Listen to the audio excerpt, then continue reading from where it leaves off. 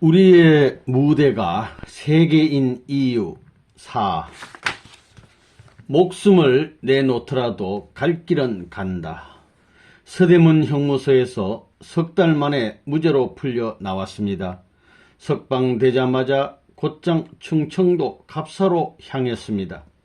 그때가 1955년이니 한국 전쟁이 끝난 직후라 먹고 살기가 무척이나 힘들던 때였습니다. 하지만 지금 당장 먹고 사는 일이 힘들더라도 훗날을 도모하지 않을 수 없었습니다. 비록 지금은 함께 모여 예배드릴 교회도 없는 처지지만 더 먼 앞으로의 일을 준비해야 한다고 생각했습니다. 세계 정세를 놓고 봤을 때 일본을 무조건 원수로만 여기고 배척해서는 안 되겠다고 생각했습니다. 나는 일본 선교활동 계획을 모두 준비한 뒤 갑사 뒷산으로 최봉춘을 불렀습니다. 너는 지금 당장 현해탄을 건너가야 한다. 죽기 전에는 돌아오지 못한다. 느닷없는 이야기에 그가 얼마나 놀랐겠습니까? 그런데 조금도 주저하지 않고 예 하고 답하고는 부름받아 나스님 몸 어디든지 가오리다 란 성가를 부르며 호기롭게 산을 내려갔습니다.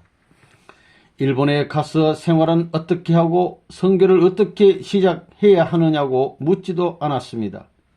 최봉춘은 그렇게 담대한 사나이였습니다.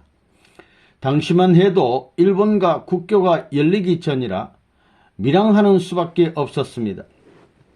밀항은 나라법을 어기는 일이었지만 반드시 가야 하는 길이었기에 모든 것을 감내할 수밖에 없었습니다.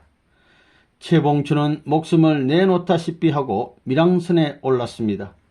그가 바다를 무사히 건넜다는 소식을 보내오기까지 다른 일은 일체 접어두고 골방에 들어앉아 기도 정성을 드렸습니다.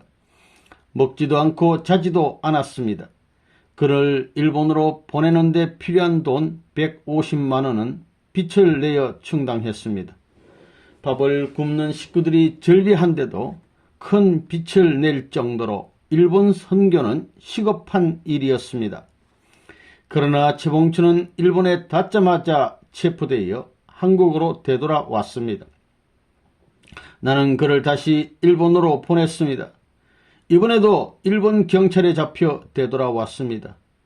겁에 질려 눈물이 그릉그릉한 눈을 보니 그동안 그가 겪었을 온갖 고초가 모두 짐작이 되고도 남았습니다. 지독한 고문으로 부풀어 오른 이마에는 보라색 피멍이 얼룩얼룩 남아있었습니다. 나는 머리카락이 한 움큼 뽑혀나가 머리통 속살이 허옇게 드러난 그의 머리를 가만히 쓰다듬었습니다. 억지로 울음을 참느라 그의 얼굴은 심하게 실룩거렸습니다. 죽을 고비를 넘기고 겨우 살아온 그야 시시콜콜 말해 못하겠느냐. 얼른 밥이나 먹어라 하며 그의 앞으로 뜨거운 김이 나는 국밥을 옮겨 놓아주었습니다. 그동안 제대로 먹지도 못해 흙이 졌을 텐데도 최봉춘은 얼른 숟가락을 들지 못했습니다. 하는 수 없이 내가 숟가락을 들어 국에 밥을 말아 주었습니다. 어서 먹어라. 내가 너한테 해줄 수 있는 게 이것뿐이니 정말 마음이 아프구나 하며 수저에 밥을 떠 입에 넣어 주었습니다. 최봉춘이 국밥 한 그릇을 다 먹을 때까지 나는 그의 앞을 지키고 앉아 있었습니다. 그를 껴안고 엉엉 소리내어 울고 싶었지만 그럴 수 없었습니다. 일본 경찰에 매를 맞고 만신창이가 되어 돌아온 그가 겨우 밥을 넘기는 모습을 지켜보는 마음이 지옥이었습니다. 그것은 어쩌면 그가 이 세상에서 마지막으로 맛보는 따뜻한 밥이 될지도 모를 일이었습니다. 그를 또다시 일본으로 보내야 했기 때문입니다. 밥을 먹고 난 뒤 최봉춘을 데리고 다시 갑사 뒤편에 올랐습니다. 소나무 숲에 이르자 말없이 굳어지는 내 얼굴을 보고 최봉춘은 겁에 질렸습니다. 너에게 뭐라 말할 수 없이 미안하다만 오늘 밤에 다시 여수로 내려가 배를 타라. 너가 일본 경찰한테 10번을 잡히더라도 어쩔 수 없다. 죽음이 코앞에 닥쳐와도 주어진 길은 갈 수밖에 없는 거야. 하루라도 헛되이 낭비할 수 없으니 오늘 밤 기차로 내려가라. 선생님, 어떻게 저한테 이러실 수 있습니까? 저는 못 갑니다. 무서워서 다시는 못 가요. 최봉천은 그 자리에 주저앉아 울기 시작했습니다. 겁에 질린 그의 울음소리가 메아리로 번져 내 가슴을 파고 들었습니다. 울지 마라. 울음은 너를 약하게 만들 뿐이야. 너는 본래 무썸을 모르던 용감한 사내가 아니었느냐. 겁낼 것 없다.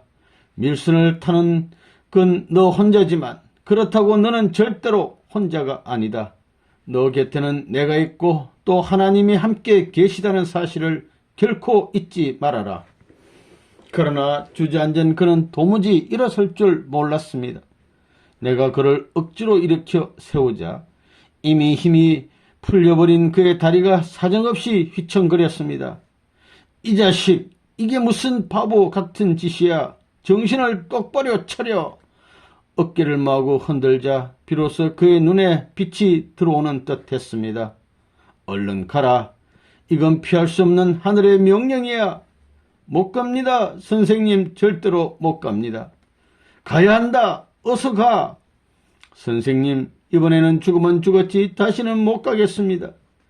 일본 경찰한테 또다시 잡히면 저는 그 자리에서 죽습니다. 다시는 보내지 말아 주십시오. 죽어도 3번은 갈 수 없다는 그의 마음을 알고도 남았지만 나는 그를 사정없이 닦아 세웠습니다. 목숨을 내걸고 가야 하는 것이 그의 몫이듯 두려움에 떠는 그를 어떻게든 보내야 하는 것은 나의 몫이었습니다. 나는 보내지 말아 달라며 호소하는 그의 뺨을 사정없이 때렸습니다. 이놈의 자식, 사나이가 한번 맹세했으면 실천을 해야지. 죽더라도 일본에 가서 죽도록 해라 하며 소리를 냅다 질렀습니다. 그렇게 무섭게 몰아붙여야 하는 내 마음이 더 아팠지만 어쩔 수 없었습니다. 그를 보내고 싶지 않은 건 나도 마찬가지였습니다. 어두운 밤에 몰래 배를 타고 현해탄의 거센 파도를 건너는 일을 3번씩이나 시켜야 하는 내 마음도 죽을 지경이었습니다. 그렇지만 그때는 일본으로 선교를 반드시 가야 하는 때였습니다. 하늘의 때는 사람이 마음대로 미뤘다 댕겼다 할 수 없습니다. 그 엄중한 사실을 나도 알고 그도 알고 있었습니다. 최봉천은 또다시 여수에서 밀항선을 타고 일본으로 건너갔습니다. 그렇지만 3번째 밀항도 실패였습니다. 그는 오무라 수용소에 갇혀 다시금 한국으로 송환될 처지에 놓였습니다. 미륵국자는 일주일 이내에 송환하는 것이 당시 일본의 법이었습니다. 한국행 배를 타기 위해 시모노세키로 가는 기차에 오른 최봉천은 이대로 한국으로 돌아가느니 차라리 죽음을 택하겠다는 절박한 심정으로 금식을 했습니다. 곡기를 끈차 몸에서 열이 났습니다.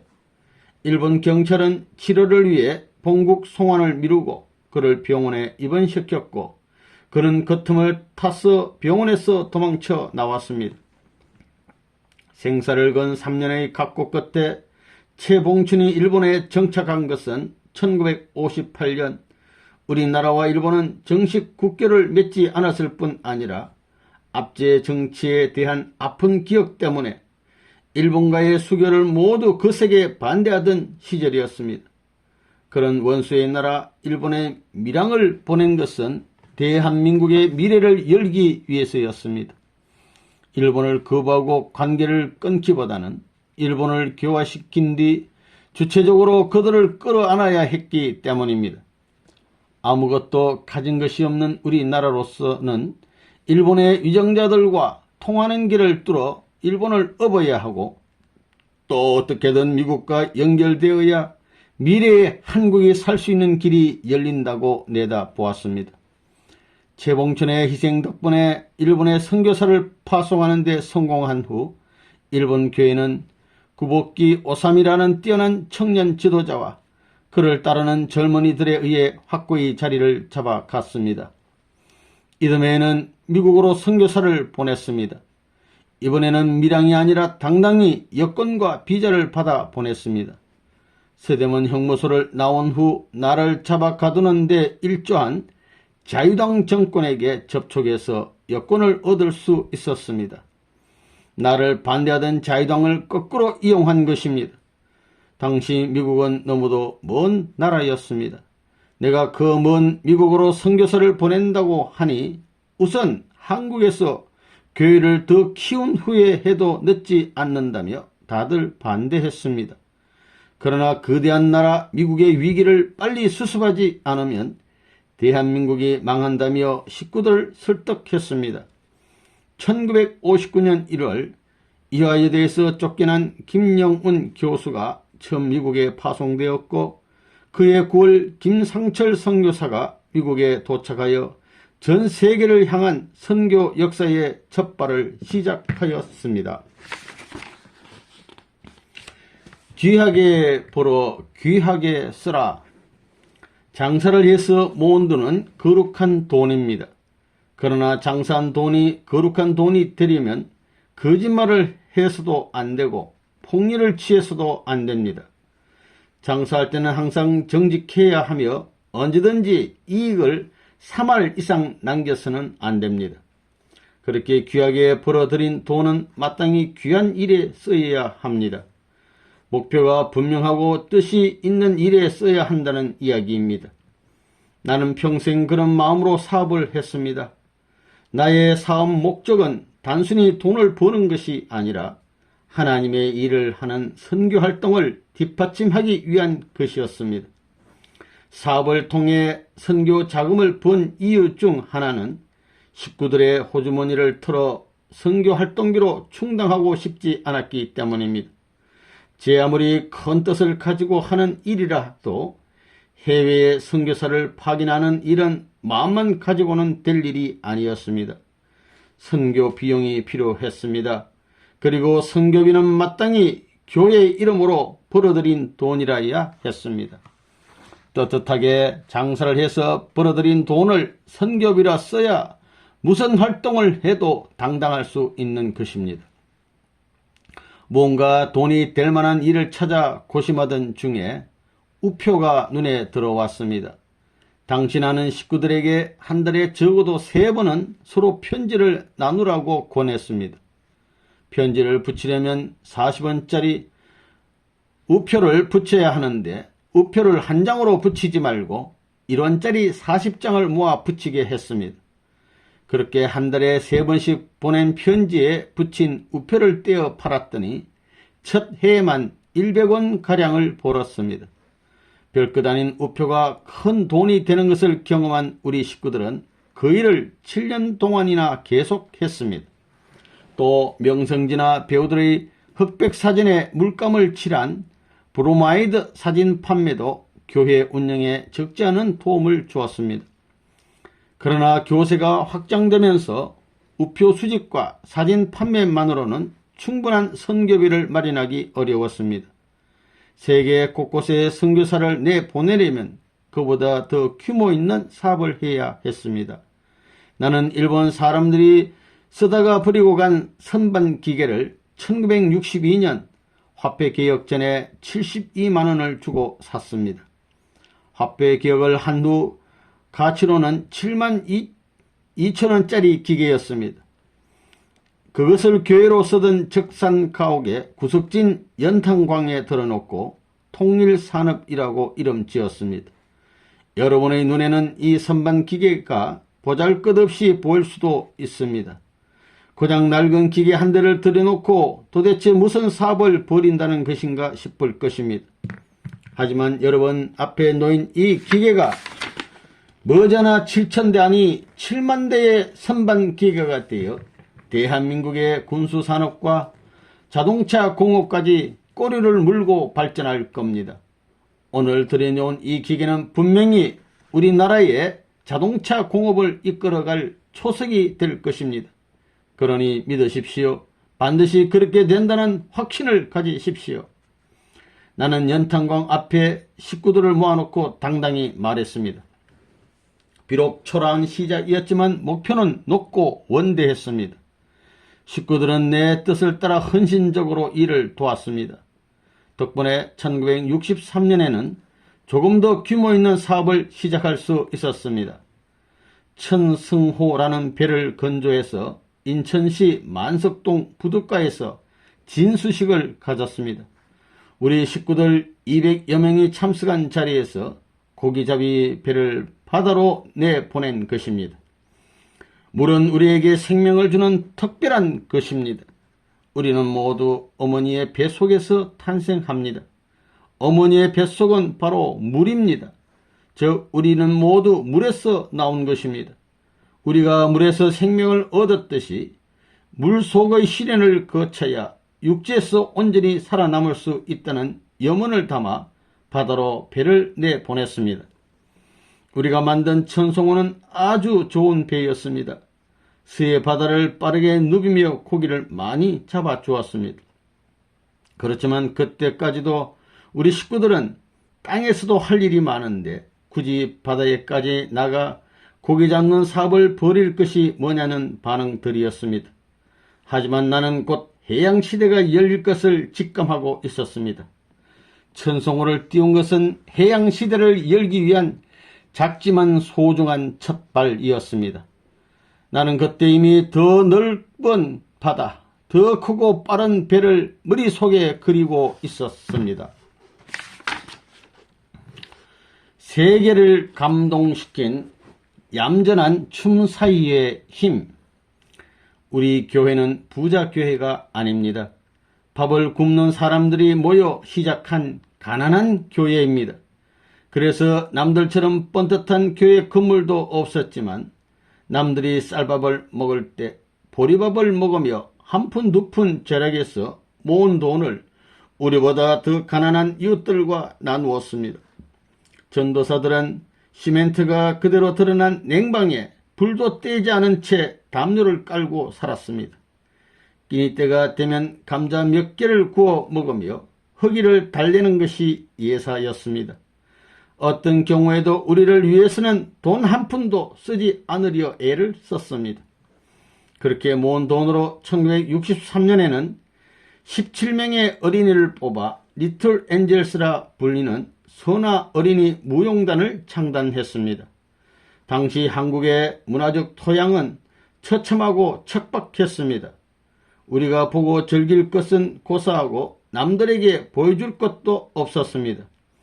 우리의 춤이 무엇인지, 우리에게 5천년을 이어온 문화란 것이 있는지 모두 잊고 그저 하루하루 먹고 살기에 급급했습니다. 나의 계획은 17명의 어린이에게 우리의 춤을 가르쳐 세계로 내보내는 것이었습니다. 한국이라고 하면 전쟁과 가난만 떠올리는 외국인들에게 대한민국의 아름다운 춤 사이를 보여주고 한민족은 문화민족이라는 것을 일깨울 생각이었습니다. 우리 스스로 반만년의 역사를 가진 문화민족이라고 주장해본들 그들 앞에 내보일 것이 없으면 믿어줄 리 만무했습니다. 아름다운 한복을 입고 살며시 휘감아 돌아가는 우리 춤은 다리를 내놓고 끙충거리며 뛰는 춤에 익숙한 서양 사람들에게는 신선한 충격을 줄 수 있는 훌륭한 문화유산입니다. 우리 춤에는 한민족의 슬픈 역사가 고스란히 서며 있습니다. 억눌린 듯 머리를 다소곳이 숙이고 눈에 띄지 않게 가만가만 움직이는 춤 사이는 한많은 5천년의 세월을 살아온 우리 민족만이 만들어낼 수 있는 몸짓입니다. 하얀 버선발을 들어 한 발자국 떼어 놓으면서 얼굴을 살포시 돌리고는 하얀 손을 들어 올리는 것을 보면 애간장이 녹아내립니다. 우렁찬 목소리로 말을 많이 해서 상대를 감동시키는 게 아닙니다. 그 보일 듯 말 듯 춤 사이 하나가 사람의 마음을 움직입니다. 그게 바로 예술의 힘입니다.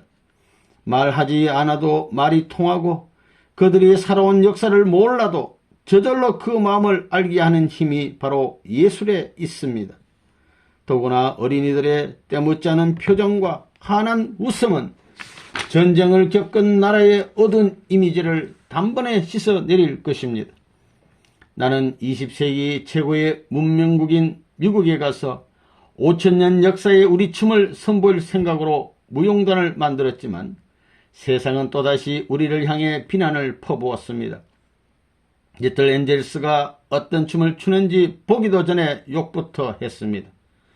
통일교 여편네들은 밤낮없이 춤을 추더니 결국 춤추는 자식들을 낳았구나 하는 어처구니 없는 욕설을 쏟아졌습니다.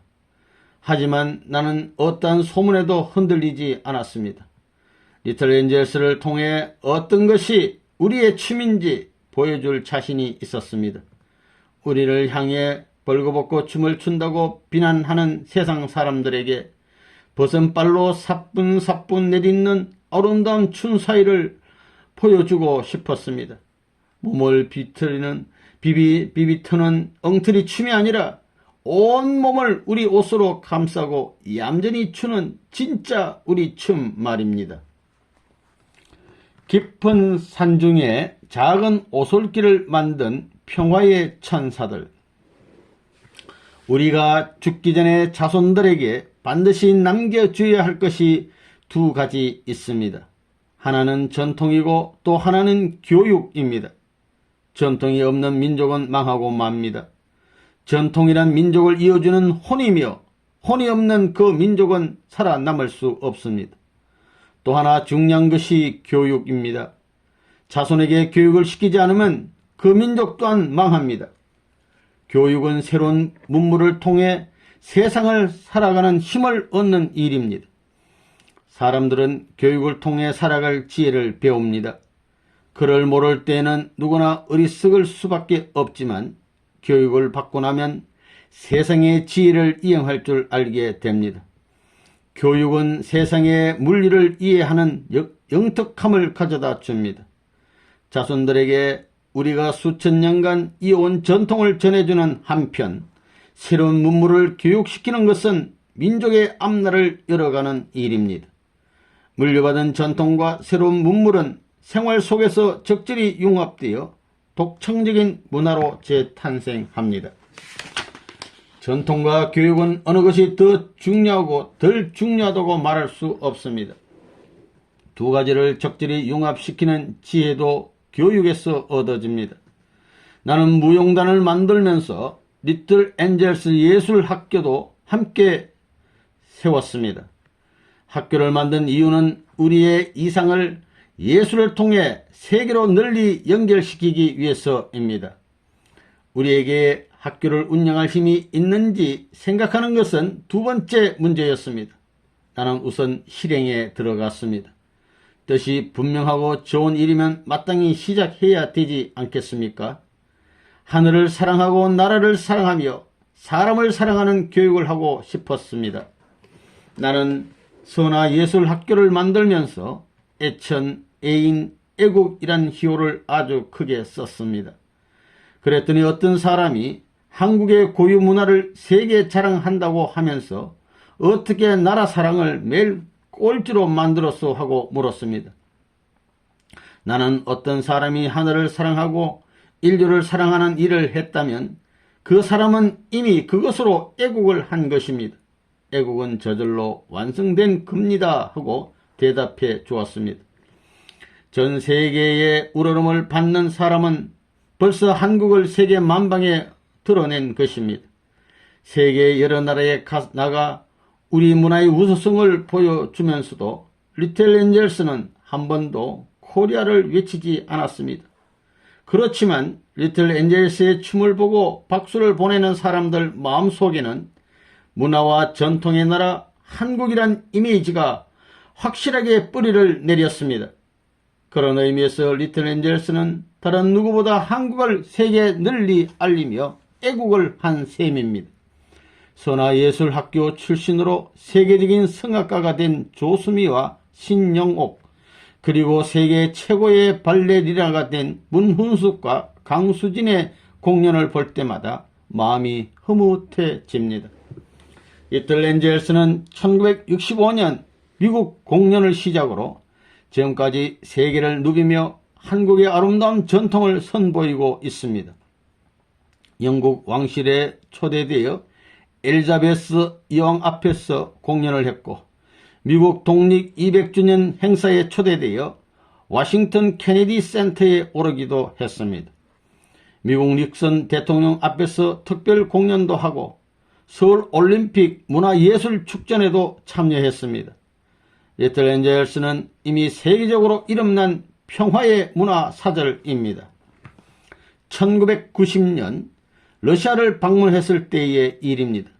고르바초프 대통령을 만나 회담하고 떠나기 전날 밤 리틀 엔젤스의 공연이 있었습니다. 공산주의의 최전선인 모스크바 한복판에 한국의 어린 소녀들이 선 것입니다.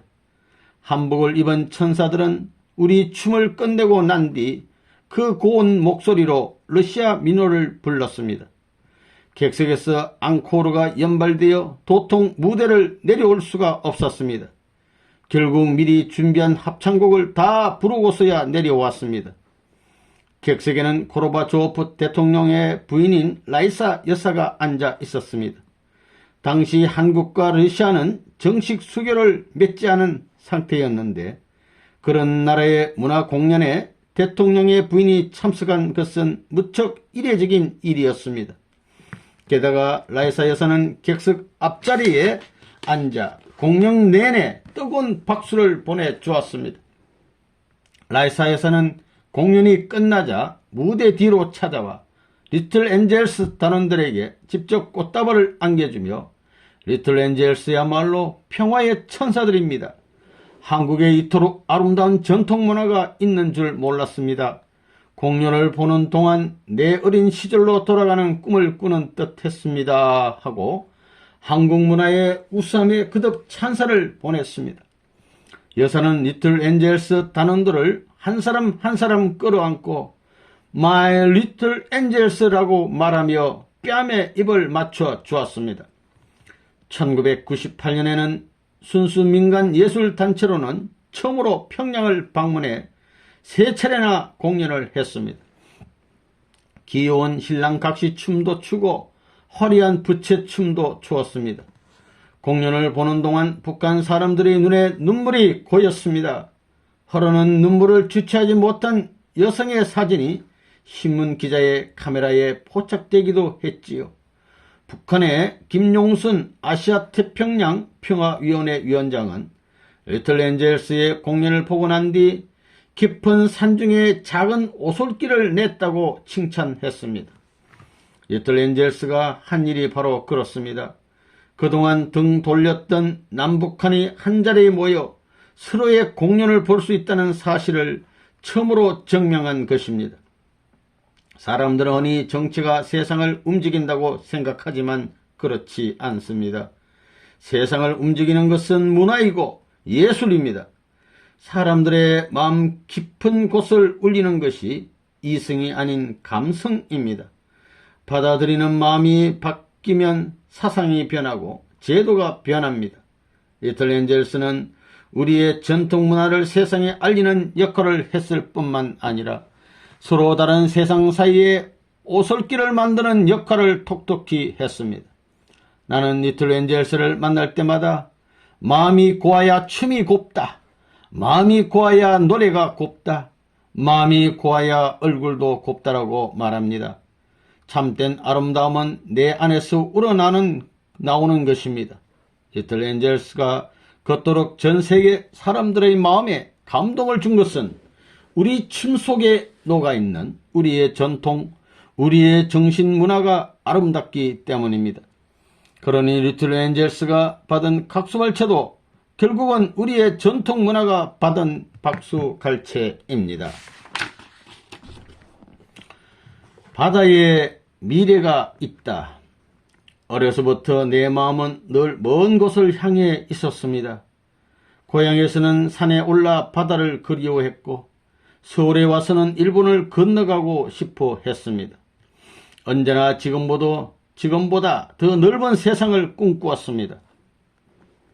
1965년 처음으로 세계 순방에 나섰습니다.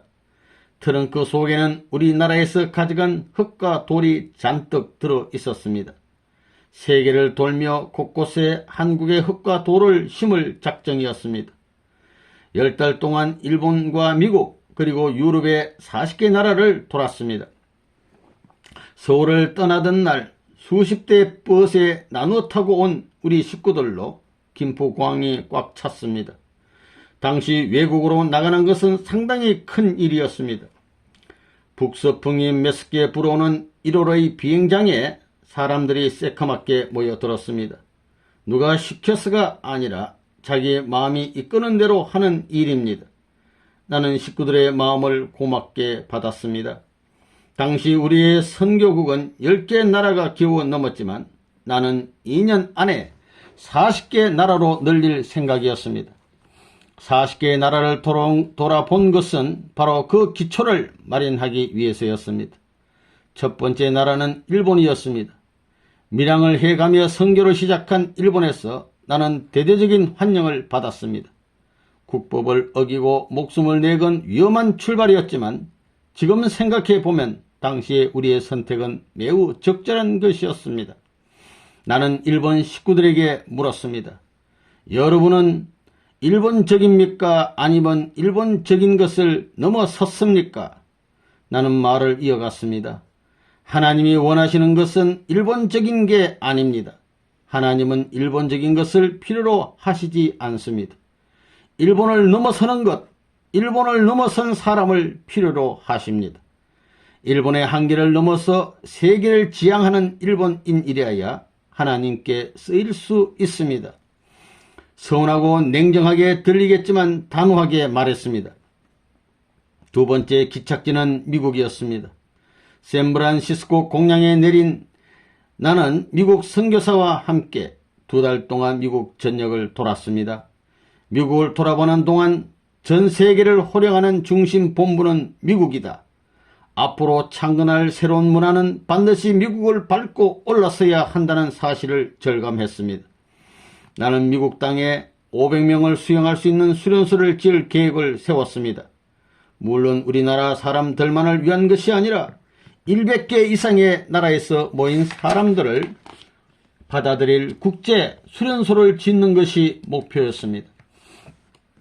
다행스럽게도 그 소원은 오래지 않아 이루어졌습니다.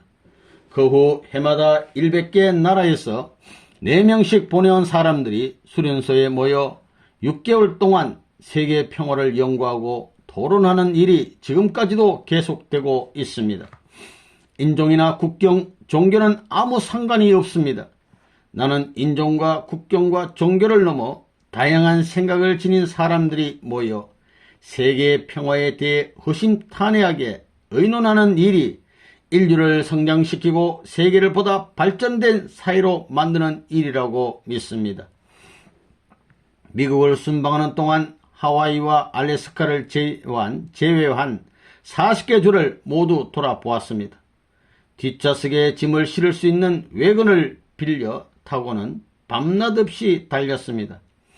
행여 운전수가 졸기라도 하면 이복에 피곤한 것 다 알고 있네. 하지만 내가 미국 유람을 하러 온 것이 아니고 큰일을 해야 하니 바삐 가게 하며 잠을 깨웠습니다.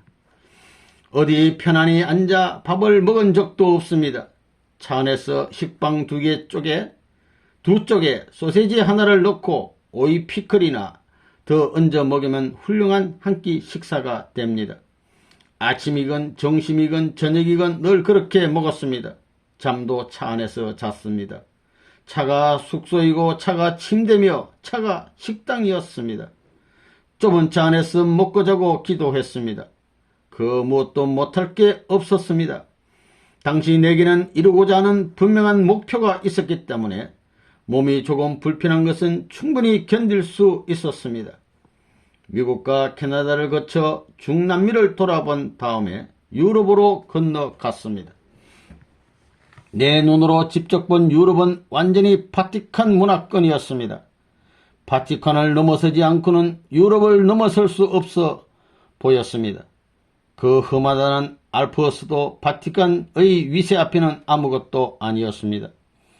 유럽 사람들이 모여 기도하는 바티칸에서 나도 땀을 흘리며 땀을 뚝뚝 흘리며 기도했습니다.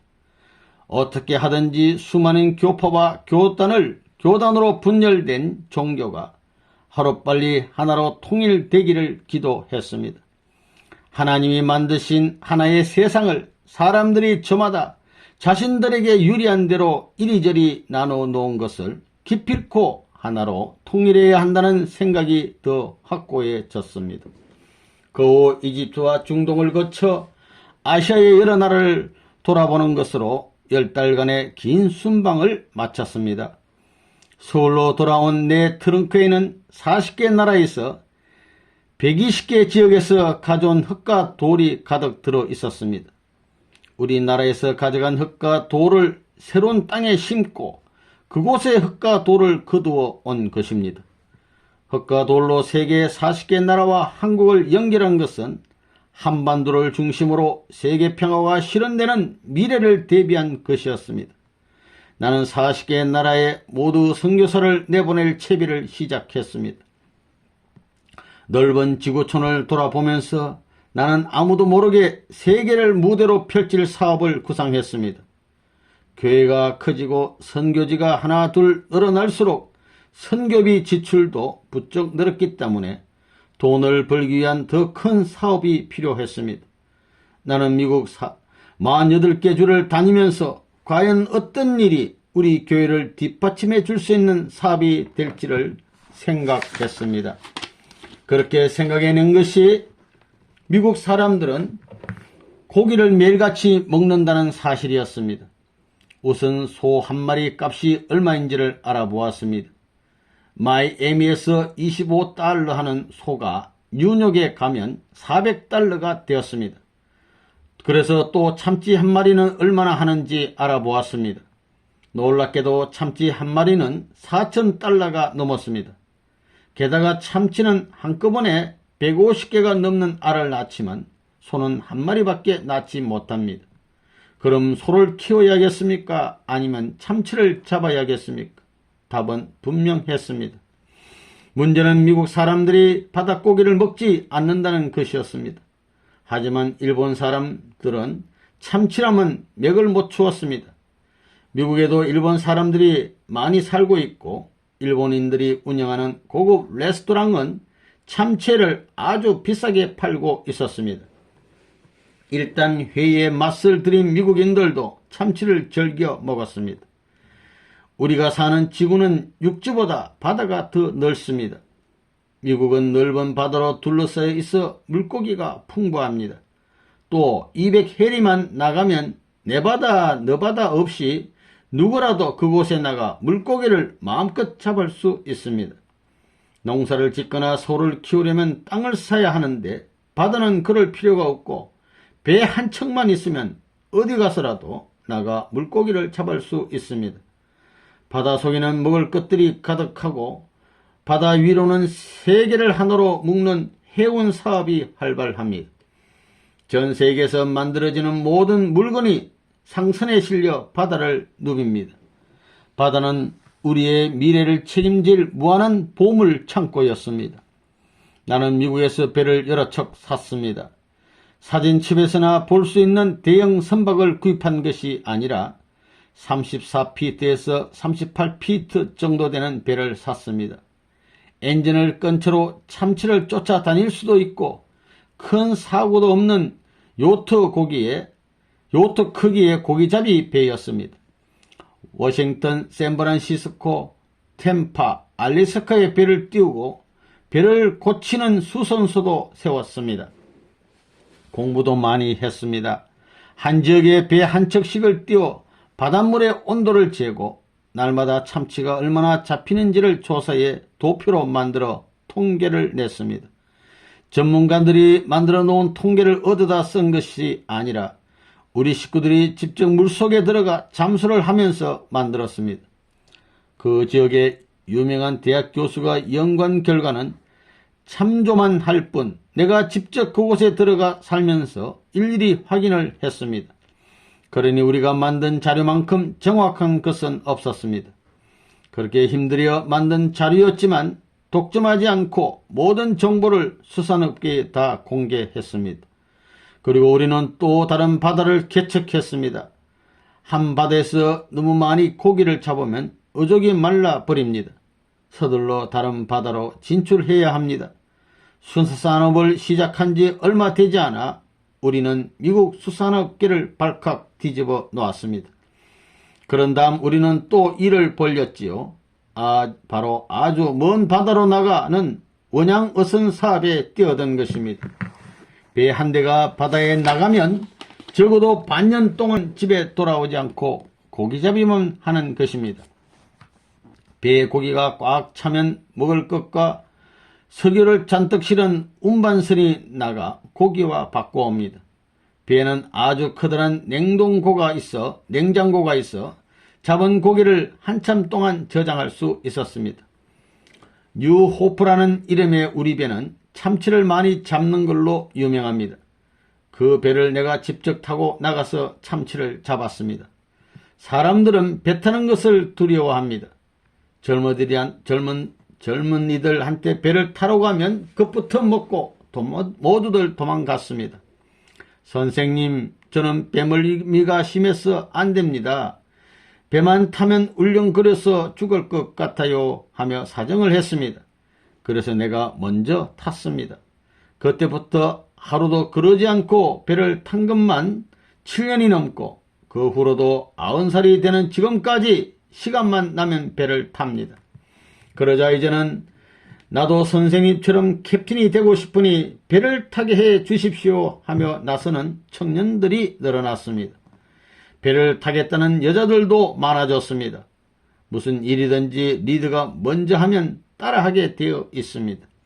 덕분에 나는 소문난 참치잡이꾼이 다 됐습니다.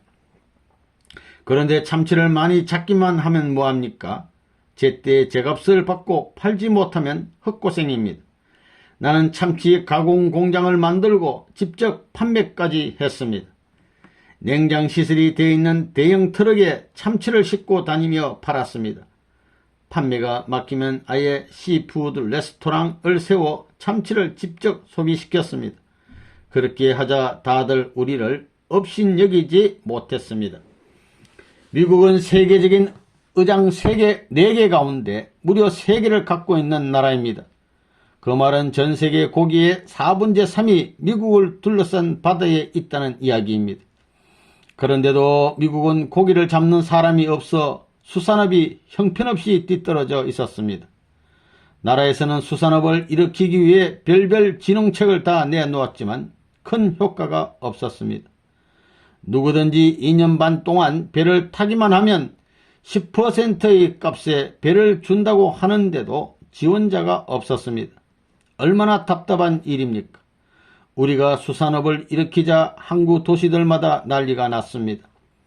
우리만 들어가면 도시가 번성하니 안 그러겠습니까? 우리가 하는 일은 결국 새로운 세계를 개척하는 일이었습니다. 단순한 고기잡이가 아닙니다. 남이 가지 않는 길을 가는 것입니다. 남이 가지 않는 길을 개척한다는 게 얼마나 흥미롭습니까? 바다는 참 잘도 변합니다. 사람의 마음이 조속 변개한다고 하지만 바다는 시시각각으로 변합니다. 그래서 바다는 더 신비롭고 더 아름답습니다. 바다는 천안을 품고 삽니다. 한 곳에 모여 구름이 되기도 하고 비가 되어 다시 내리기도 합니다. 나는 자연이 속임수가 없어서 참 좋습니다. 높으면 낮아지고 낮으면 높아집니다. 어떤 경우라도 평평하게 그 높이를 맞춥니다. 낚싯대를 들이우고 앉아있으면 한가롭기가 이루 말할 수 없습니다. 바다 위에서 무엇이 우리를 방해할 수 있을까요? 누가 우리를 다그칠 수 있을까요? 당연히 여유 시간이 많습니다. 그저 바다를 보며 바다와 이야기를 나누면 됩니다. 바다에 있는 시간이 길어질수록 영적인 세계가 넓어집니다. 그러나 바다는 금세 평온하던 얼굴을 바꾸어 거센 파도를 몰아칩니다. 사람 키에 몇 배나 되는 파도가 집어삼킬 듯이 뱃전으로 솟구칩니다. 사나운 바람이 돛을 찢고 무슨 소리로 울어댑니다. 그런데 말입니다. 그렇게 파도가 거세고 바람이 사납게 부는 중에도 물고기들은 물속에서 잠을 잘도 잡니다. 파도에 몸을 맡기고 잡니다. 그래서 나도 물고기들한테 배웠습니다. 아무리 거센 파도가 밀려와도 무서워하지 않기로 말입니다. 파도에 몸을 맡긴 채 나도 배와 한 몸이 되어 물결을 타기로 했습니다. 그랬더니 어떤 파도를 만나도 내 마음이 흔들리지 않았습니다. 바다는 내 인생의 훌륭한 스승입니다. 미국으로 가는 마지막 비행기. 1971년 말 나는 미국으로 향했습니다. 미국에 가서 반드시 해야 할 일이 있었기 때문인데 가는 길이 쉽지만은 않았습니다. 미국 비자를 처음 받는 것도 아닌데 도무지 비자가 나오지 않자 식구들 중에는 출국 날짜를 미루는 것이 어떻겠냐 하는 사람도 있었지만 그럴 수 없었습니다. 식구들에게 뭐라 설명하기는 어려웠지만 정해진 날짜에 한국을 떠나야 했습니다. 그래서 우선 일본으로 가서 미국 비자를 해결하기로 하고 일단 출국을 서둘렀습니다. 내가 떠나려던 날은 몹시 추웠지만 여전히 나를 배웅하려고 식구들이 공항 밖까지 몰려들었습니다. 그런데 막상 출국하려고 보니 여권에 외무부 여권과장에 출국 인정 날인이 빠져 있었습니다. 결국 나는 예약했던 비행기를 타지 못했습니다. 죄송합니다, 선생님. 일단 댁으로 돌아가 계시면 도장을 받아 오겠습니다 하며 출국 준비를 담당했던 식구들이 어쩔 줄 몰라 했습니다. 아니야, 공항에서 기다릴 테니 어서 빨리 도장을 받아 오게나. 나는 마음이 급했습니다. 마침 일요일이라 여권 과장이 출근도 안 했을 테지만 그런 사정을 봐줄 여유가 없었습니다. 우리 식구들이 여권 과장의 집까지 찾아가 도장을 받아온 덕분에 그날 마지막 비행기를 타고 한국을 떠났습니다. 그런데 바로 그날 밤 유신 헌법이 선포되어 이튿날부터 해외 출국이 금지되었습니다. 미국으로 가는 마지막 비행기를 탔던 것입니다. 그런데 일본에 가서 또다시 미국 비자를 신청했지만 거절당했습니다. 나중에 알고 보니 강복되기 직전에 공산주의자 혐의를 받고 일본 경찰에게 잡혀갔던 기록이 남아서였습니다. 당시는 세계적으로 공산주의가 맹위를 떨치던 시기였습니다. 우리는 127개국의 선교사를 내보냈는데 그중 공산국가 4곳에서 추방을 당할 정도였습니다. 당시 공산국가에서 선교를 한다는 것은 목숨을 내놓는 일이었으나 나는 끝까지 포기하지 않고 소련을 비롯한 공산주의 국가들의 선교사를 파송했습니다. 우리는 동유럽의 공산국가에서 벌이는 선교활동을 나비작전이라고 불렀습니다. 애벌레가 오랜 고통의 시간을 보낸 뒤에 날개를 달고 나비가 되는 모습이 공산국가에서 모진 고난을 참아야 하는 지하 선교활동과 닮았다는 데서 붙여진 이름입니다. 나비가 애벌레에서 탈피하는 것은 힘들고 외로운 과정이지만 날개를 얻은 나비는 어디든지 힘차게 날아갈 수 있습니다.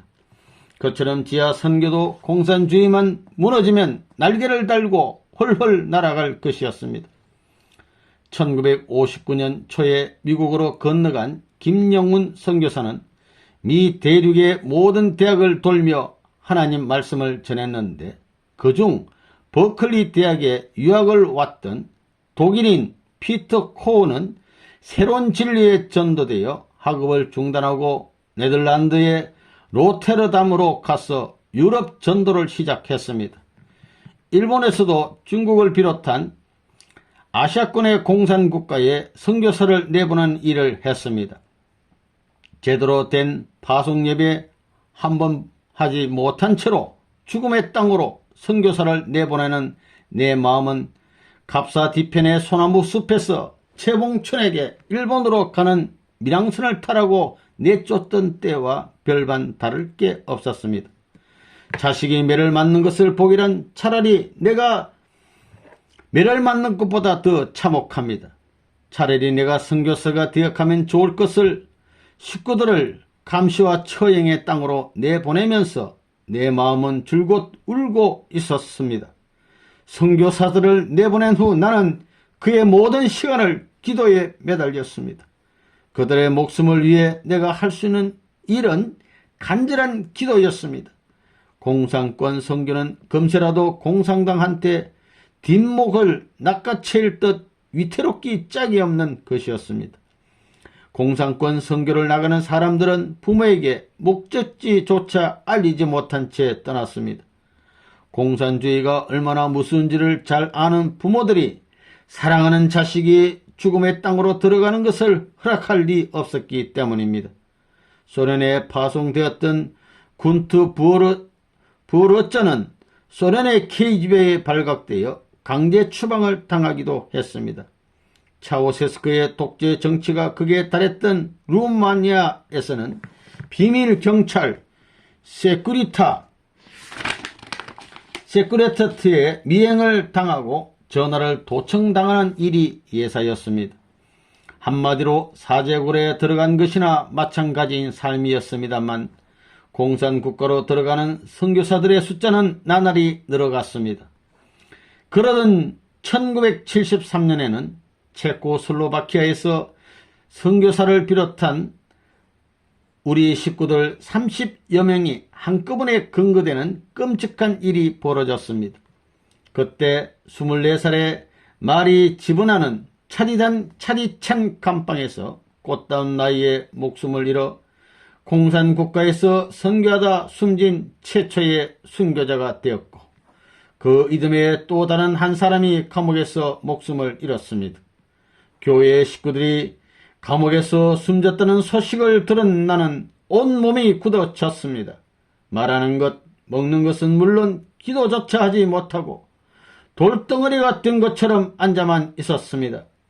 그들이 나를 만나지 않았다면, 내가 전하는 말씀을 듣지 않았다면 그토록 춥고 외로운 감옥에 들어갈 일도 없었을 것이고 그곳에서 죽을 일도 없었을 텐데 그들은 나를 대신해서 고통을 당하고 죽은 것입니다. 그들의 생명과 맞바꾼 내 목숨은 그만한 가치가 있는 것일까? 그들이 나를 대신해 지고 간 공산권 선교의 짐을 나는 어떻게 갚아야 할까? 나는 점점 더 말을 잃어갔습니다. 깊은 물속에 잠긴 듯 한없는 슬픔에 떨어졌습니다. 그때 내 눈앞에 말이 집어나가 노란 나비가 되어 나타났습니다. 체코슬로바키아의 차디찬 감옥을 벗어난 노란 나비는 힘을 잃고 주저앉은 나에게 힘을 내고 일어서라며 날개를 펄랑거렸습니다. 그녀는 목숨을 건 선교를 통해 정말 에버레를 깨고 나온 나비가 되어 있었습니다. 그처럼 극한 상황에서 선교하는 사람들에게는 유난히 꿈이나 환상을 통한 계시가 많았습니다. 사방이 막힌 곳이라 누구와도 소통할 수 없는 곳이니 하나님이 계시를 통해 갈 길을 일러 주었던 것입니다.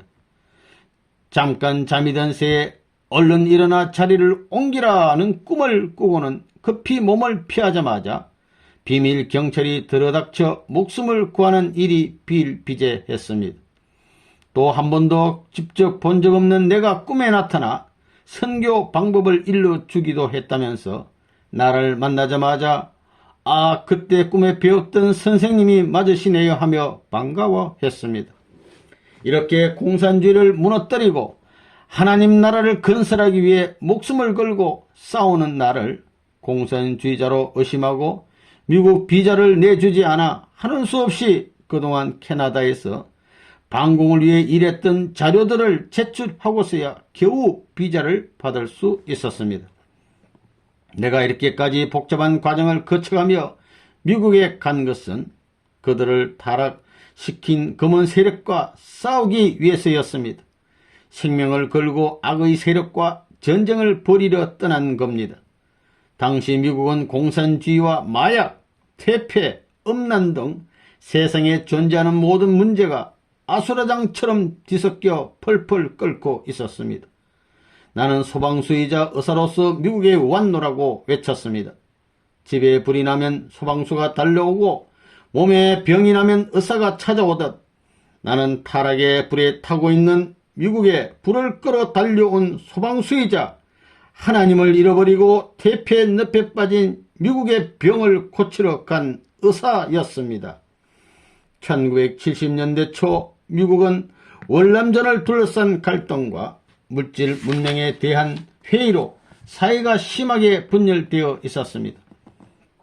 인생의 의미를 찾지 못한 젊은이들은 거리를 떠돌며 술과 마약, 프리섹스의 인생을 허비하고 소중한 영혼을 방치했습니다. 그들이 방황을 끝내고 올바른 삶으로 돌아오도록 이끌어줘야 할 종교는 제 역할을 잃어버렸습니다.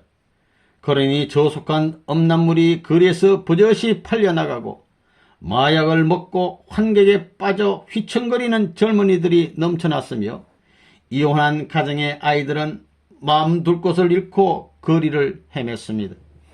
하나님은 온갖 범죄가 판을 치는 미국 사회에 경경을 울리려 나를 그곳에 보내셨습니다.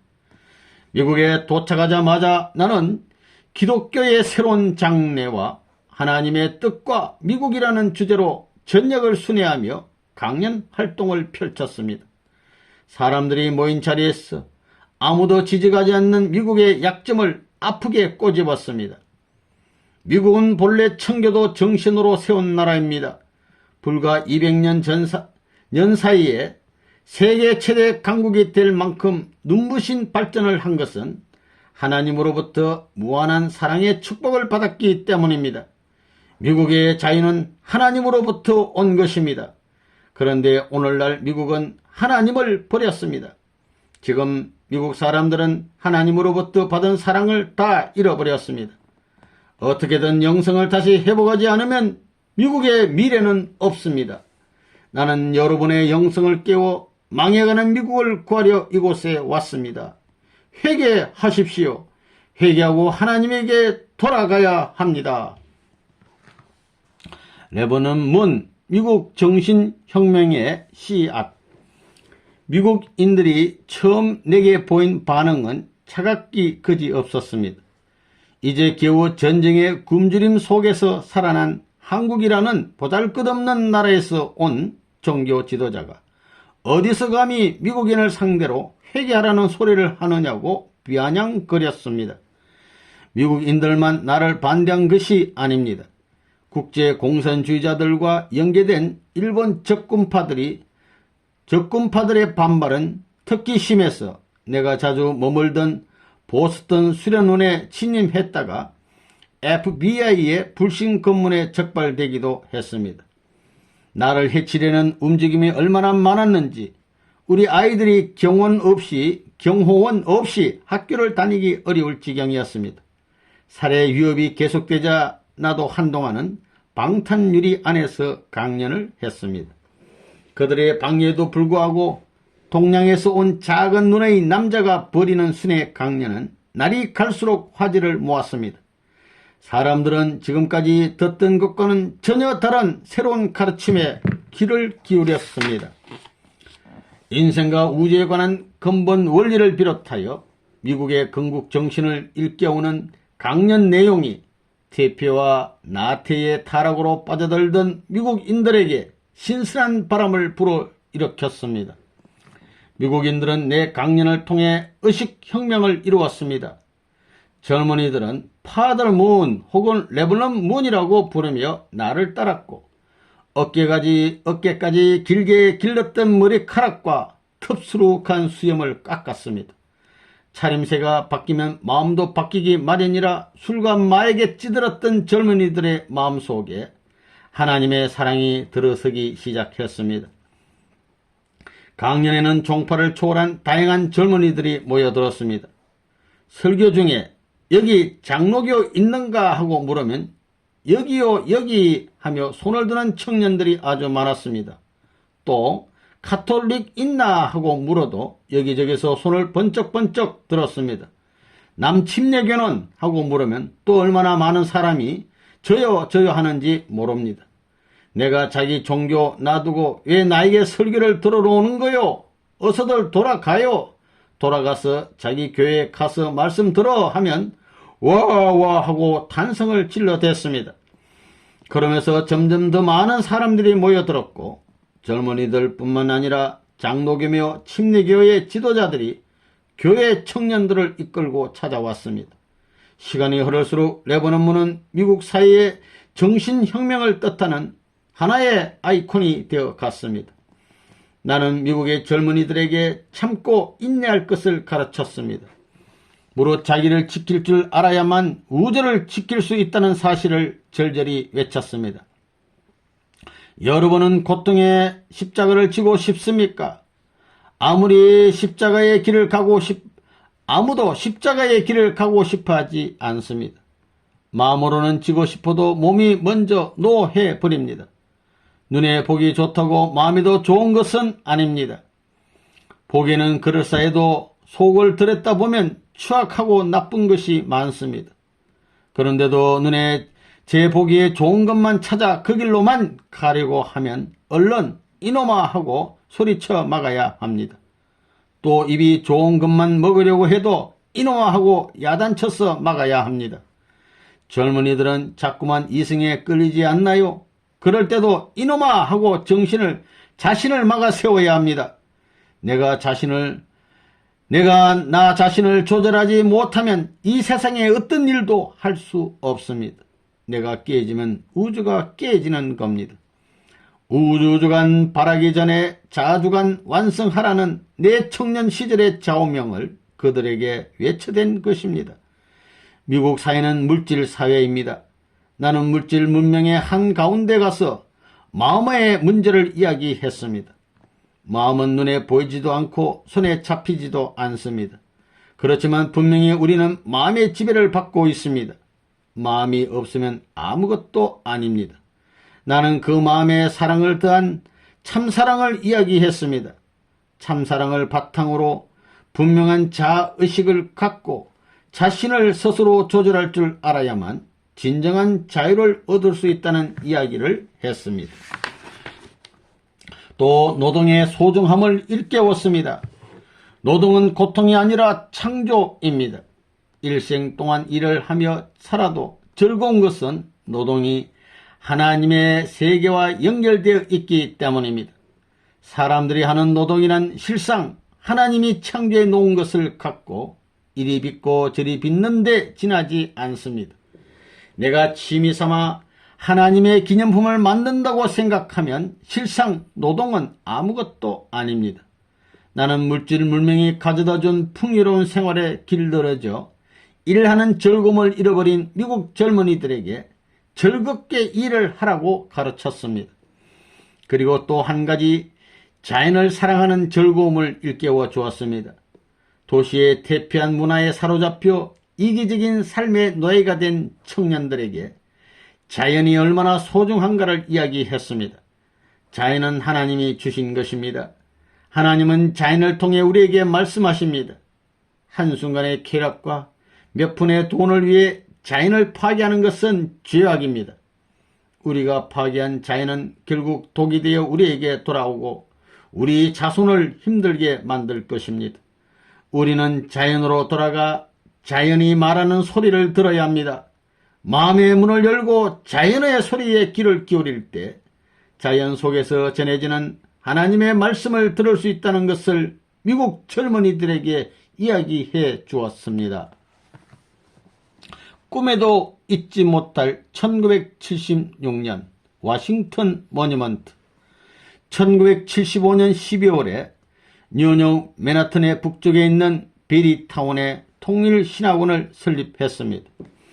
그리고 유대교와 기독교, 천주교, 불교 등 모든 종교를 초월해서 각계의 교수들을 초빙했습니다. 그들이 교단에서 자신의 종교를 가르치면 우리 학생들이 날카로운 질문을 던져 묻습니다. 수업 시간은 매번 격렬한 토론장이 되었습니다. 모든 종교가 한 덩어리가 되어 토론을 하며 잘못된 편견을 깨고 서로를 이해하기 시작했습니다. 유능한 젊은이들이 우리 학교에서 석사 공부를 마친 뒤에 하버드나 예일 대학의 박사 과정에 입학했습니다. 그들은 오늘날 세계 종교계를 이끌어가는 인재들이 되었습니다.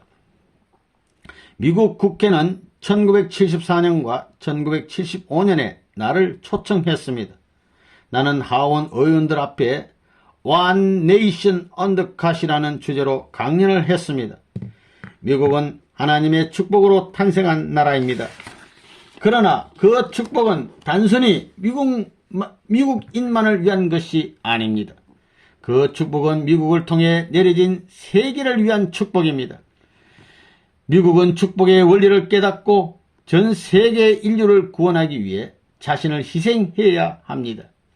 그러려면 미국은 건국 정신으로 돌아가는 일대 각성 운동을 벌여야 합니다. 수십 개로 나눠진 기독교를 통합하고 모든 종교를 규합해서 세계 문명의 역사를 새로 써야 합니다. 하고 거리의 젊은이들을 향해 외쳤던 그대로 미국 국회의원들 앞에서도 목소리를 높였습니다. 그때까지 미국 의회의 초청을 받아 강연을 한 외국의 종교 지도자는 나밖에 없었습니다.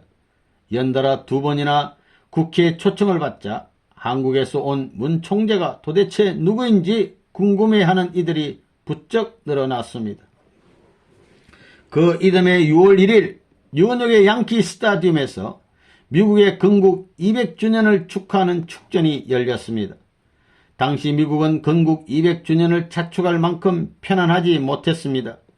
공산당의 위협에 시달리고 있었고 미국의 청소년들은 마약과 낙태 등 하나님이 원하시는 것과는 거리가 먼 삶을 살았습니다. 나는 미국, 그것도 뉴욕이 큰 병에 걸렸다고 생각했습니다. 그래서 병들어 누운 뉴욕의 심장부에 칼을 대는 심정으로 축전에 임했습니다. 축전 당일은 비가 엄청나게 쏟아졌습니다. 쏟아지는 비 속에서 아무도 비를 피하려 들지 않았습니다. 밴드가 You Are My Sunshine을 연주하자 양키 스타디움에 모인 사람들은 모두 한 목소리로 그 노래를 따라 불렀습니다. 비를 철철 맞아가며 햇빛의 노래를 부르니 입으로는 노래를 하지만 눈에서는 눈물이 났습니다. 빗물과 눈물이 범벅이 되는 순간이었습니다. 나는 학교 다닐 때 복싱을 했었습니다. 복싱을 할 때 잽을 아무리 여러 번 넣어도 맷집 좋은 선수들은 끄떡도 안 합니다. 하지만 어퍼컷을 한 방 크게 날리면 아무리 힘 좋은 선수도 시청합니다.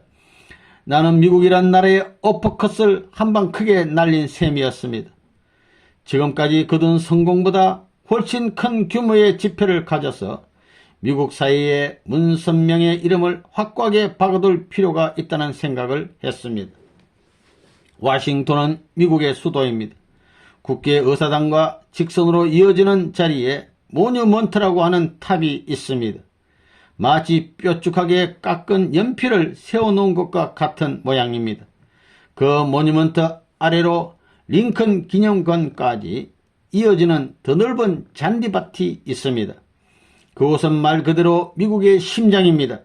나는 그곳에서 대규모 집회를 열 계획을 세웠습니다. 워싱턴 모뉴먼트에서 행사를 가지려니 미국 정부의 허가를 얻어야 하고 미국 파크 경찰한테도 허가를 얻어야 했습니다. 미국 정부는 나를 별로 좋아하지 않았습니다.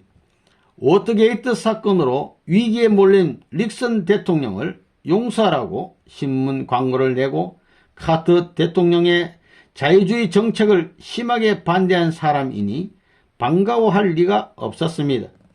미국 정부가 여러 번 퇴짜를 놓는 바람에 대회 날짜를 40일 앞두고서야 겨우 허가를 받을 수 있었습니다. 우리 식구들도 너무 큰 모험이라며 다들 말렸습니다. 워싱턴 모뉴먼트는 도심 한복판에 자리 잡은 사방이 뻥 뚫린 공원입니다. 그것도 나무가 울창하게 담을 친 곳이 아니라 그저 푸른 잔디밭입니다. 그러니 행여 사람이 적게 모이면 천지 사방에 그 썰렁함이 다 드러날 판입니다. 그 넓은 잔디밭을 가득 채우려면 수십만의 인파가 몰려와야 하는데 과연 그 일이 가능하겠는가 말입니다. 그때까지 워싱턴 모뉴먼트에서 행사를 가진 사람은 2사람뿐이었습니다. 워싱턴 모뉴먼트는 마틴 루터 킹 목사가 인권 행진을 벌였던 곳이며 또 빌리 그레암 목사가 대규모 집회를 가졌던 상징적인 곳입니다. 그런 장소에 내가 도전장을 냈습니다. 나는 그날의 집회를 위해 쉴 새 없이 기도했습니다. 그리고 원고를 4번이나 고쳐 썼습니다. 집회가 일주일 앞으로 다가왔는데도 그날 무슨 설교를 해야 할지 마음이 복잡했습니다. 그러다가 원고 쓰기를 마친 날이 겨우 대해 사흘 전이었습니다. 본래 나는 설교 전에 원고를 만드는 사람이 아닙니다. 그런데 그렇게 마음이 쓰였습니다. 뭔지 확실치는 않지만 대단히 중요한 집회가 될 것임에 분명했습니다. 마침내 1976년 9월 18일 꿈에도 잊지 못할 일이 그날 벌어졌습니다. 이른 아침부터 사람들이 끊임없이 워싱턴 모뉴먼트로 몰려들었습니다. 무려 30만 명이라는 수많은 사람이 몰려들었습니다. 어디서 그렇게 많은 사람이 찾아온 건지 도무지 알 수가 없는 노릇이었습니다. 그 사람들의 머리카락 색깔이며 얼굴색이 모두 제각각이었습니다. 하나님이 이 땅에 내려보내신 모든 인종이 다 모인 것 같았습니다. 더 이상 말이 필요 없는 정말 세계적인 집회였습니다. 나는 30만 명의 인파 앞에서 대표적인 미국 청년들을 위기에서 구해내어 희망의 젊은이로 만들려 미국에 왔다고 당당히 선포했습니다. 내가 한마디 한마디 할 때마다 관중들 속에서 환호성이 일었습니다. 동양에서 온 레버넌 문이 전하는 가르침은 혼돈의 시대를 살던 당시 미국 청년들에게 신선한 충격이었습니다. 그들은 내가 전하는 순결과 참 가정의 메시지에 환호했습니다. 사람들의 열광적인 반응에 내 안에서도 진땀이 흘렀습니다. 그해 연말 뉴스위크지는 나를 1976년 올해의 인물로 선정했습니다. 그렇지만 또 한편에서는 나를 경계하고 두려워하는 사람들이 늘어났습니다.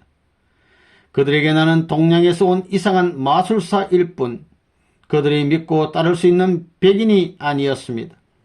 또 자기들이 흔히 듣던 기성교의 가르침과도 조금 다른 이야기를 한다는 게 그들을 몹시 불안하게 만들었습니다. 더군다나 백인 청년들이 눈이 생선처럼 가늘고 긴 아시아인한테 존경심을 피하고 따르는 것을 절대로 용납할 수 없었습니다.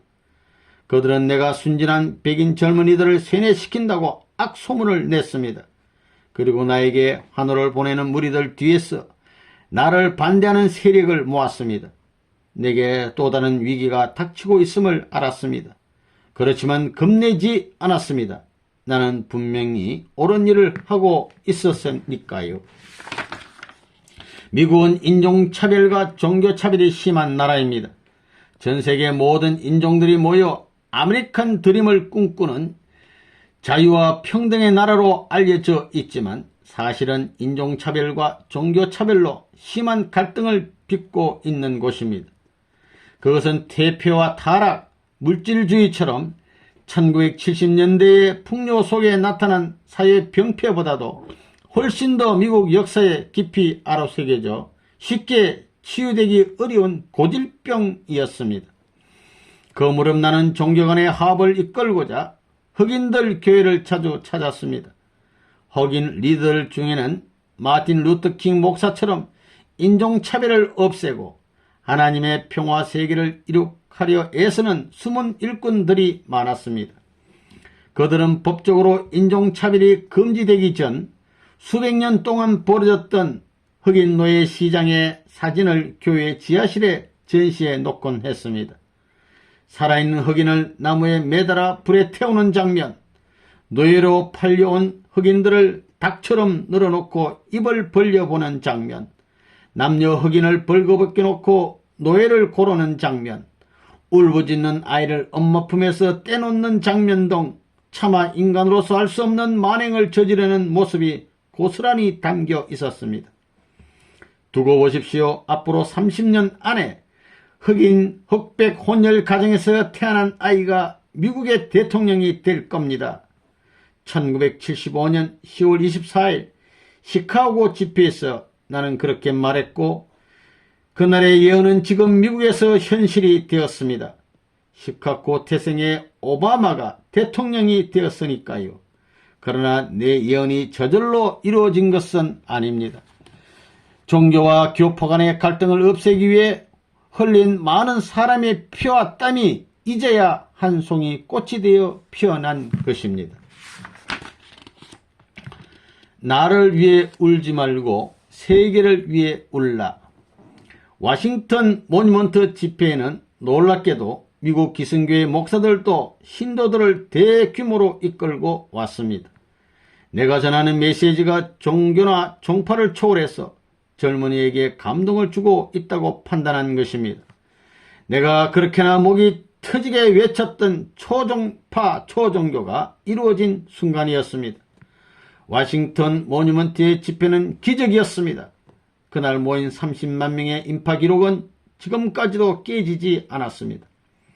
그러나 좋은 일에는 반드시 나쁜 일도 함께 따라오는 법입니다. 미국의 유대인들은 내 얼굴이 그려진 포스트에 팔자로 콧수염을 그려넣어 히틀러로 만들어 놓았습니다. 그들은 나를 가리켜 반유대주의를 뜻하는 안티세미틱이라 부르며 유대인을 학대하는 사람으로 몰아세웠습니다. 유대인들만이 아니었습니다. 나를 따르는 젊은이들이 급속히 늘어나고 원리를 배우려는 기성교회 목사들의 숫자가 눈에 띄게 늘어나자 미국의 기성교회들도 나를 박해하기 시작했습니다. 미국의 전통적인 기독교가 집중적으로 나를 압박했고 공산주의 확산을 막는 것이 미국의 책임이라는 내 주장에 반발한 미국의 진보 좌파 세력들도 나를 견제하고 나섰습니다. 인기가 높아질수록 나를 둘러싸고 갖가지 의혹이 제기되었습니다. 전에는 전혀 문제가 되지 않았던 것들이 갑자기 심각한 문제가 되어 나를 압박했습니다. 보수사회는 내가 지나치게 진보적이라며 내가 가르치는 교리가 전통적인 가치관을 파괴한다고 주장했습니다. 그들이 나를 가장 못마땅하게 여긴 것 중에 하나는 십자가에 대한 새로운 해석이었습니다. 구세주로 오신 예수님이 십자가에 달려 죽음을 당하신 것은 하나님의 예정된 뜻이 아닙니다. 그런데 예수님을 처형함으로 말미암아 인류를 평화 세계에서 살게 하려던 하나님의 계획은 어긋나고 말았습니다. 만일 그때 이스라엘이 예수님을 메시아로 받아들였다면 동서양의 문화와 종교가 하나가 되는 평화 세계를 이루었을 것입니다. 그렇지만 예수님은 십자가에 매달려 돌아가셨고 하나님의 구원 사업은 결국 예수님의 재림 이후로 미뤄지게 되었다는 십자가에 대한 나의 새로운 해석이 많은 반대를 불러왔습니다. 기성교회는 물론 유대인들도 모두 나를 적으로 몰아세웠습니다. 그들은 나를 미국에서 추방하기 위해 여러 가지 일을 꾸며냈습니다. 결국 나는 또다시 감옥에 갇혔습니다. 나락으로 떨어진 미국의 도덕성을 일으켜 세워 하나님의 뜻에 맞는 나라로 회복시키는 일밖에 한 것이 없는데 세금을 사치했다는 죄를 뒤집어 쓰였습니다. 내 나이 예순이 훨씬 넘었을 때입니다. 나는 미국에 정착하던 첫 해에 세계 각국에서 보내온 선교 헌금을 뉴욕의 은행에 예금했습니다. 미국에서는 종교활동 기금을 종교 지도자의 이름으로 은행 계좌에 넣는 게 전통적인 관습입니다. 그렇게 넣어둔 예금에서 3년 동안 이자 소득이 생겼는데 그 이자 소득에 대한 세금을 신고하지 않아 탈세 혐의가 있다며 뉴욕 검찰청이 기소한 것이었습니다. 결국 나는 1984년 7월 20일 코네티켓주의 덴버리 연방교도소에 수감되었습니다. 덴버리에 수감되기 전날 벨베데아에서 마지막 집회를 가졌습니다. 벨베데아를 가득 메운 식구들이 눈물을 흘리며 나를 위해 기도했습니다. 나를 따르던 제자들 수천 명이 벨베데아로 몰려들었습니다. 나는 그들을 향해 목소리를 높였습니다. 나는 결백합니다. 나는 아무 잘못도 저지르지 않았지만 덴버리 저 너머에서 떠오르는 찬란한 희망의 불빛을 보며 갑니다. 나를 위해 울지 말고 미국을 위해 울어주십시오. 미국을 사랑하고 미국을 위해 기도하십시오. 슬픔에 잠긴 젊은이들에게 나는 희망의 주먹을 불끈 쥐어 보였습니다. 교도소에 들어가기 전에 내가 남긴 성명서는 종교인들 사이에 큰 파장을 일으켰습니다. 결백 운동이 벌어지고 나를 위한 기도의 물결이 거세게 일어났습니다. 감옥에 가는 건 겁날 게 없었습니다. 나는 감옥살이에 익숙한 사람입니다. 그러나 주위 사람들의 마음은 그렇지 않았습니다. 유대인들이 내 목숨을 없애기 위해 무슨 짓을 할지 모른다며 겁을 냈습니다. 하지만 나는 당당하게 감옥으로 향했습니다. 왜 우리 아버지가 감옥에 가야 합니까? 덴버리 교도소에서는 남을 위해 살려고 하는 내 원칙을 그대로 지켰습니다. 아침 일찍 일어나서 더러운 곳을 깨끗이 치웠습니다. 식당에 가서도 남들은 탁자에 코를 박고 졸거나 수다 떠는데 나는 허리를 반드시 펴고 차례를 기다렸습니다. 주어진 일은 남보다 훨씬 많이 했으며 주위 사람들을 살폈습니다. 남는 시간에는 성경책을 읽었습니다. 밤이고 낮이고 성경책을 보고 있으니 어떤 죄수가 그거 당신의 성경책이야? 내 성경책은 이건데 한번 보겠어? 하며 잡지를 던져주었습니다. 허슬러라는 도색 잡지였습니다. 덴버리 교도소에서 나는 말없이 일하는 사람, 책 읽는 사람, 명상하는 사람으로 불렸습니다. 그렇게 석 달을 지내고 나니 감옥 안의 죄수며 간수들과도 친해졌습니다. 마약을 하는 사람과도 친해졌고 도색 잡지를 자기의 성경책이라고 했던 죄수와도 친해졌습니다. 그러자 한두 달이 지나면서 덴버리에 수감되어 있던 죄수들이 모두 자기가 받은 차입품들을 내게도 나누어 주었습니다. 사람들과 정을 나누자 감옥 속에 봄날이 찾아온 듯 했습니다. 사실 미국은 나를 굳이 감옥에 보내고 싶어 하지 않았습니다. 내가 독일에 나가 있던 틈을 타서 기소 결정을 내렸으니 내가 미국으로 들어가지 않으면 그뿐인 상황이었습니다. 미국은 나를 감옥에 넣으려고 했던 것이 아니라 추방하려 한 것입니다. 내가 레버논 문으로 명성을 얻고 나를 따르는 사람들이 걷잡을 수 없이 늘어나자 나의 길을 방해한 것입니다.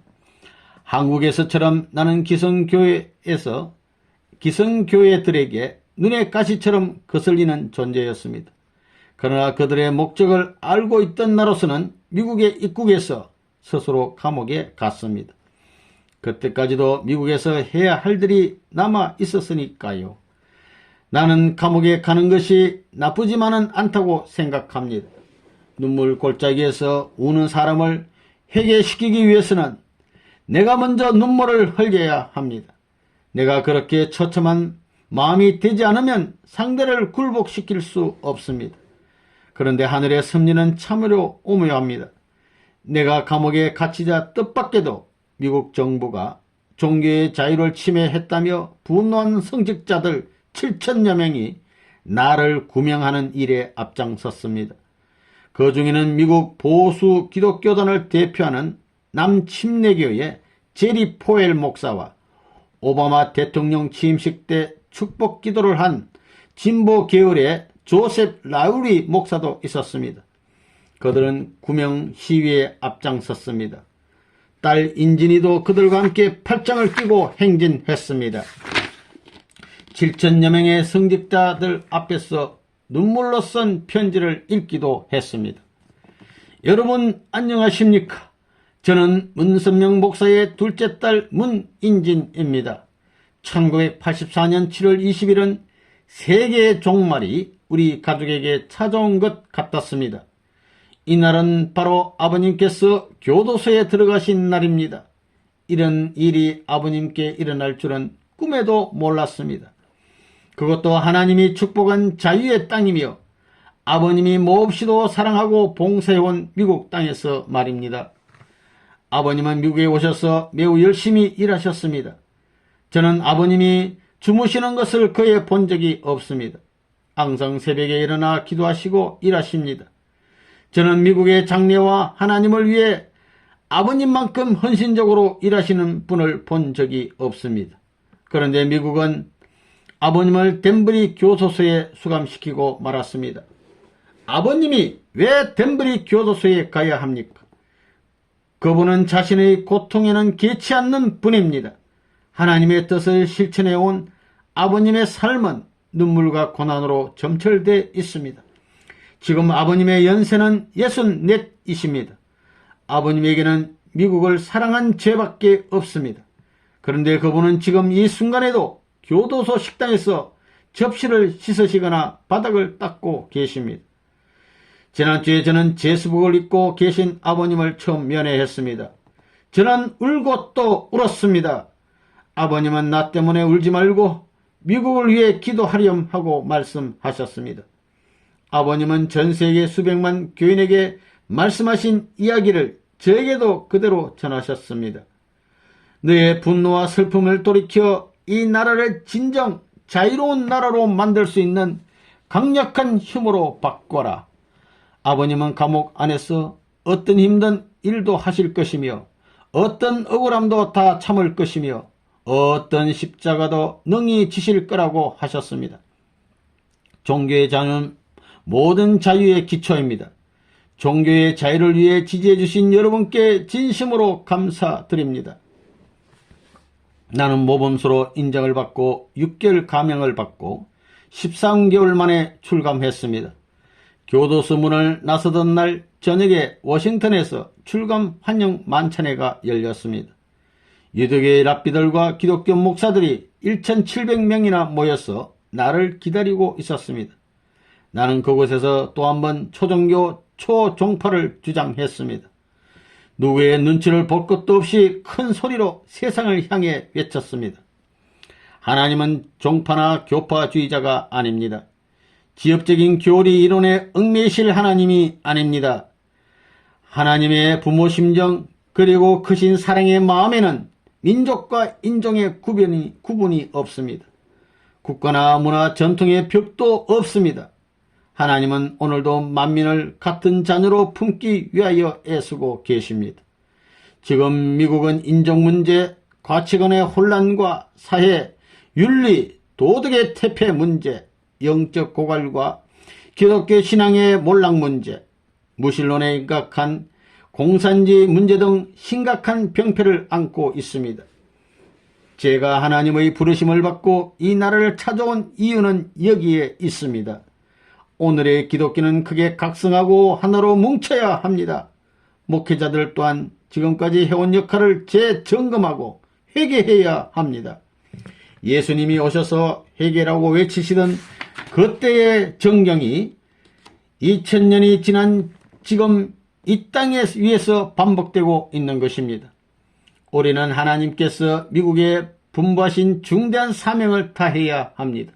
지금 이대로는 절대 안 됩니다. 새로운 종교 개혁이 일어나야 합니다. 옥살이를 하고 나오자 더 이상 나를 얽어매는 것이 없었습니다. 나는 이전보다 더 강한 목소리로 타락한 미국에 대해 경고의 메시지를 전했습니다. 하나님에 대한 사랑과 도덕성을 되찾는 것만이 미국을 다시 일으켜 세울 수 있는 힘이라는 것을 강력하게 알리고 또 알렸습니다. 아무 죄도 없이 감옥 생활을 했지만 하나님의 뜻은 거기에도 있었습니다. 내가 출감한 뒤 나를 위해 구명운동을 벌였던 사람들은 번갈아가며 부산 범례골과 서울을 찾아왔습니다. 도대체 내보는 문에 어떤 정신이 미국의 젊은이들을 그토록 매료시킨 것인지 알기 위해 찾아온 것입니다. 그들은 짧은 방문 기간 중에도 일부러 틈을 내어 우리 교리를 배우고 돌아갔습니다. 나는 그들을 중심으로 미국 성직자 연합회 ACLC를 조직해서 지금까지 초종교, 초교파적인 신앙운동과 평화운동을 벌이고 있습니다.